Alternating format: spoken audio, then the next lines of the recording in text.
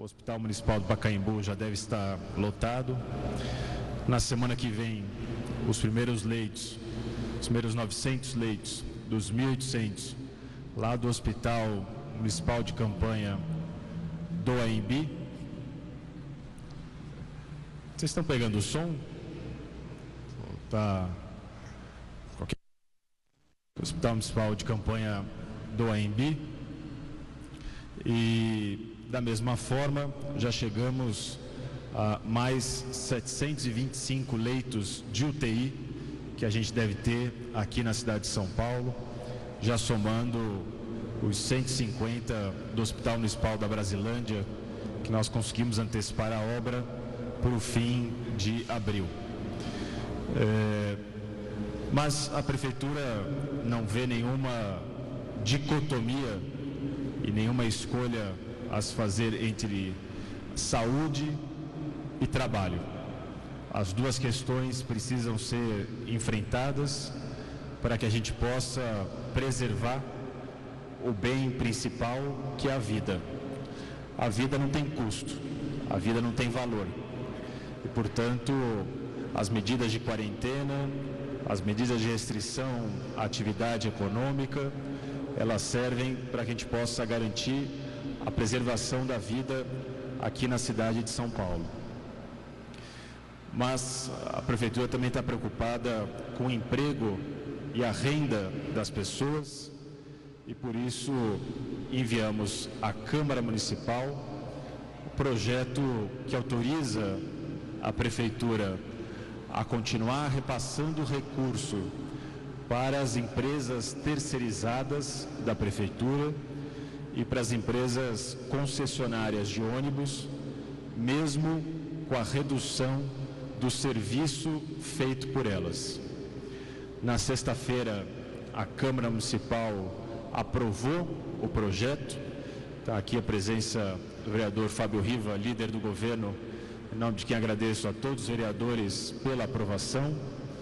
E a gente anuncia, então, a partir de hoje, que a Prefeitura deve ter um gasto mensal de 375 milhões de reais para garantir o emprego de 108 mil trabalhadores terceirizados ou funcionários das empresas concessionárias de ônibus aqui na cidade de São Paulo.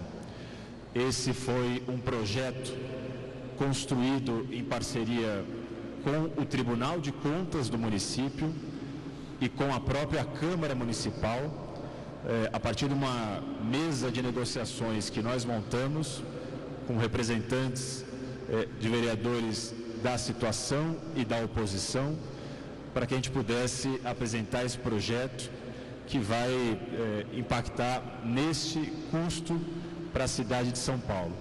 Um custo, portanto, de 375 milhões de reais ao mês que a Prefeitura vai gastar para garantir o emprego de 108 mil pessoas.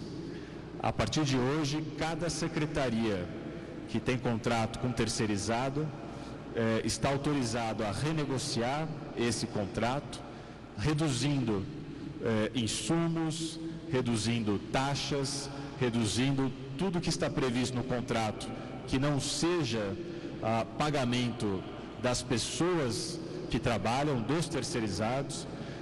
Não há uma expectativa e não há um valor médio a ser considerado, porque cada contrato terceirizado tem as suas especificações, mas cada secretaria deve renegociar esse contrato para pagar exatamente o que é o valor dos salários dos terceirizados, garantindo assim a manutenção do emprego deles aqui na cidade de São Paulo. Esse é um desafio que a própria Câmara Municipal e o Tribunal de Contas também estavam tentando enfrentar com os seus próprios terceirizados e que agora a administração pública municipal, seja ela o Poder Executivo, seja ela o Poder Legislativo, já tem autorização dada pelo Parlamento para poder continuar pagando essas empresas, mesmo que o serviço não seja prestado só para garantir o trabalho e a renda destas pessoas. O projeto prevê também que a gente possa utilizar o recurso de diversos fundos municipais na luta contra o coronavírus.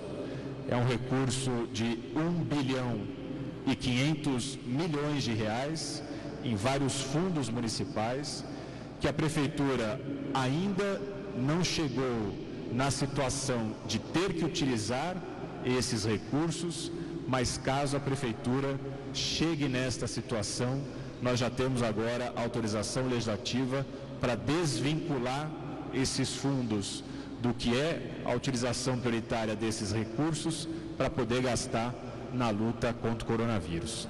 Então, enfim, era importante repassar isso, porque a Prefeitura não está apenas preocupada em restringir a circulação das pessoas, também está preocupada com o emprego da população e durante esta semana, inclusive, a gente deve anunciar ainda outras medidas para poder garantir o emprego na cidade de São Paulo. Acho que com essas palavras a gente poderia aqui abrir para as perguntas e responder os questionamentos dos jornalistas. Muito obrigado. Prefeito, bom dia secretários. Eu sou César Cavalcante da TV Band. Nós fizemos uma reportagem sobre os trabalhadores que precisam pegar o ônibus, né? Houve uma redução anunciada pela Prefeitura de 55%. Só que a gente conseguiu apurar que há algumas reclamações, principalmente no horário da madrugada. Muita gente precisa acordar cedo nas periferias para sair para trabalhar, nos terminais. A gente acompanhou isso no terminal João Dias, por exemplo. Alguns ônibus saindo lotados, quer dizer, indo na contramão, né, de tudo que é orientado pelos órgãos de saúde. Queria saber se a Prefeitura recebeu essas reclamações, está tomando alguma medida para evitar esse tipo de coisa. Obrigado. Nós observamos uma redução de 77% no número de passageiros. A partir do momento que nós observamos essa redução, foi o momento que nós determinamos a redução da frota. Não tinha sentido continuar com 100% da frota para atender 23% dos passageiros. Hoje a SP Trans está na rua para poder acompanhar a implementação dessa redução e nós já temos mais 100 ônibus, se for o caso, para somar já a partir de amanhã nessas linhas que tenham qualquer tipo de superlotação. 100 ônibus já estão disponíveis para amanhã. Haver necessidade na quarta ou na quinta, outros poderão também ser somados. A ideia é adaptar essa demanda com a oferta, né? Isso não foi feito de uma hora para outra, isso não foi feito antes da gente observar a redução no número de passageiros, foi só com a redução no número de passageiros que nós determinamos essa redução, mas qualquer linha que tiver sobrecarregado, quantidade maior de passageiros, a gente já tem esses 100 ônibus disponíveis para entrar no dia de amanhã. Então a SP Trans hoje está acompanhando isso. Ao fim do dia deve produzir um relatório sobre quais linhas devem ser acrescidas outros ônibus, para que a partir de amanhã, se for o caso, a gente acrescente esses ônibus e não tenha qualquer tipo de superlotação.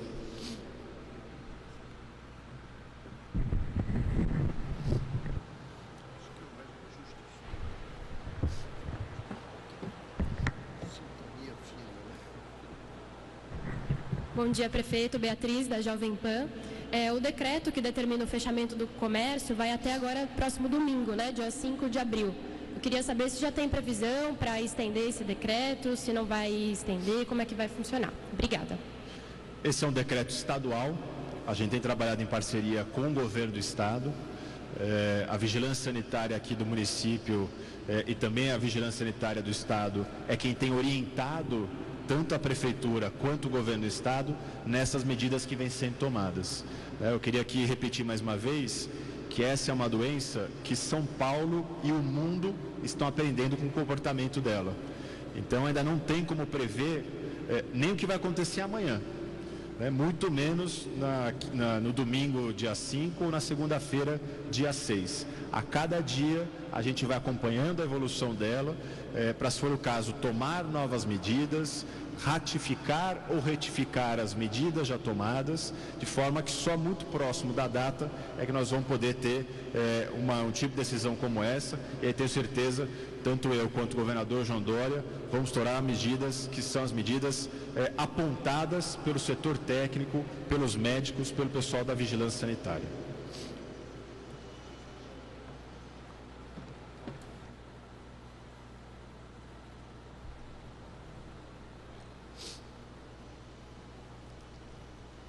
Prefeito, secretários, bom dia a todos. Vou fazer duas perguntas em uma aqui. Primeira delas em relação ao dinheiro dos fundos. A gente sabe que só no Fundurb tem mais de 1 bilhão, ou seja, são fundos bilionários com dinheiro parado mesmo, mas que são verbas carimbadas, né? Para compra de terrenos, construção de moradias populares.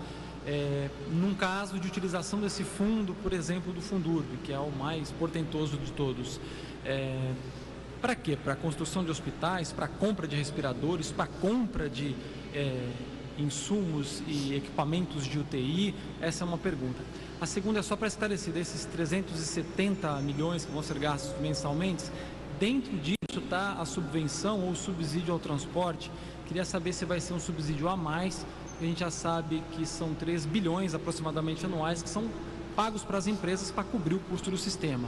Eu quero saber se vai ser um custo além disso, ou seja, a Prefeitura já prevê que vai gastar mais pagando para as empresas de transporte, e como vai ser equacionado isso, sendo que as empresas, teoricamente, claro, têm que manter seus salários, mas estão circulando com frota muito menor, né?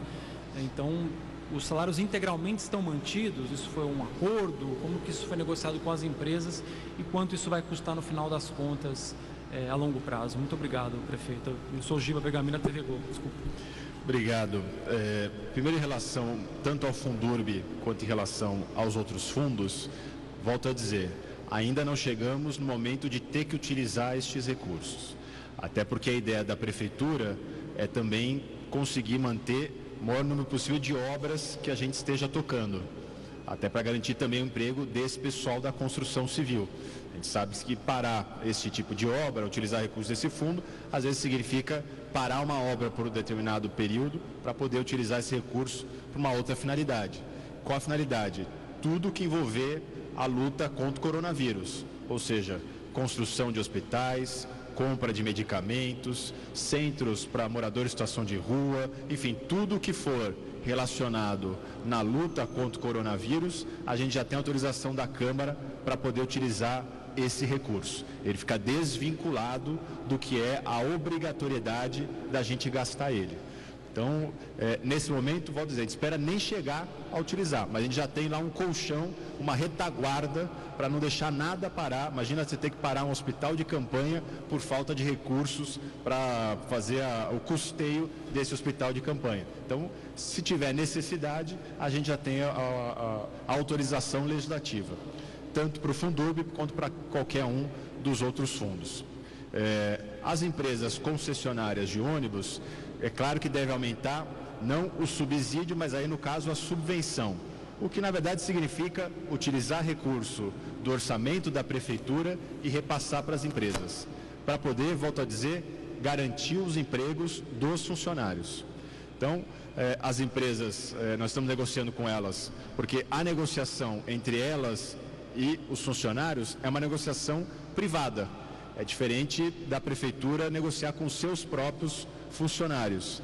Então a gente sabe exatamente qual é o valor que elas vão ter e elas estão agora negociando com os seus funcionários. Se vai ter redução de salário ou se não vai ter redução de salário, se vai ter redução para todo mundo e eles fazem escala, cada dia trabalha uma parte, ou se continua ganhando 100%, quem continua trabalhando e tem uma redução para quem não continua trabalhando. Essa é uma negociação privada entre as empresas concessionárias e os seus funcionários, tá?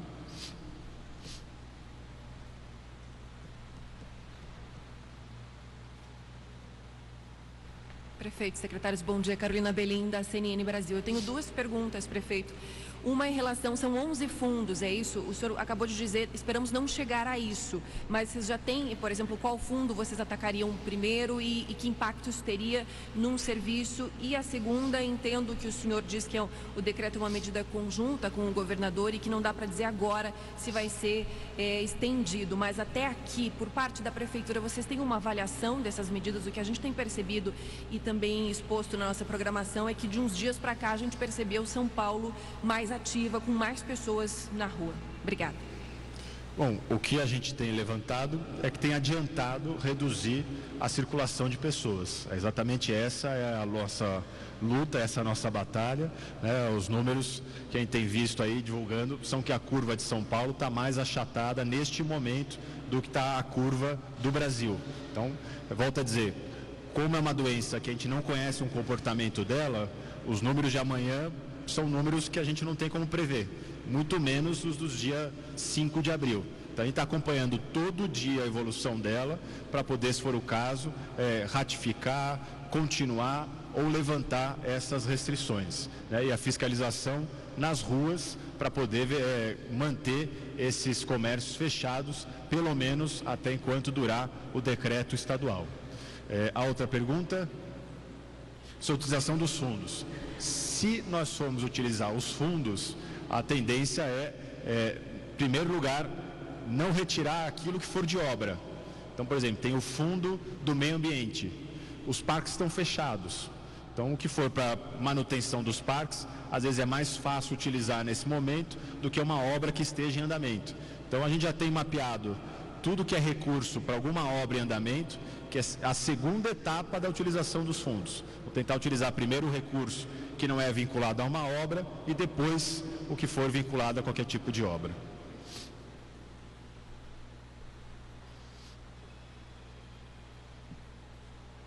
Bom dia, sou Daniela da TV Record. Prefeito, gostaria de entender, esse fundo não utilizado, os valores retornam para os mesmos fundos ou eles ficam à disposição posteriormente, depois que passar a pandemia? E uma segunda pergunta, por gentileza.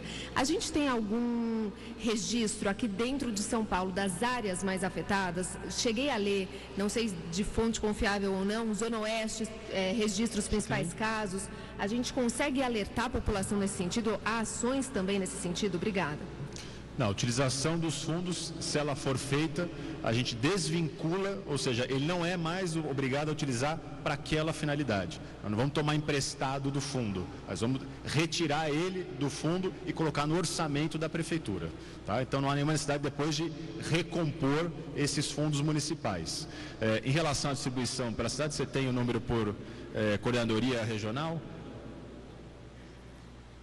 A região mais impactada... Não sei se puder ficar de pé. A região mais impactada inicialmente foi a região oeste e a região sudeste, que eram os casos importados, né? Essas são as regiões mais impactadas. Hoje, a grande preocupação nossa não é só do ponto de vista regional, porque como nós já temos a transmissão comunitária, então isso não tem mais tanta importância. Tem importância, mas ela não é fundamental no estudo da disseminação da doença e nessa curva que o prefeito falou. Hoje a preocupação central nossa sobretudo na rede hospitalar, né? Nós, dos 88 óbitos, para você ter uma ideia, nós tivemos praticamente 85 em hospitais privados e apenas 2 em um hospital do Estado e 1 no hospital público da Prefeitura. Então a preocupação maior neste momento é muito mais com a rede hospitalar da cidade. Eu queria só retificar, dos 11 fundos municipais, tem um deles que a gente tem uma obrigação dada pela legislação federal de depois recompor, que é o Fundurb. Tá? Então, enquanto perdurar essa obrigação da legislação federal, isso foi mantido aqui pela legislação municipal, a gente é obrigado a recompor. Tá?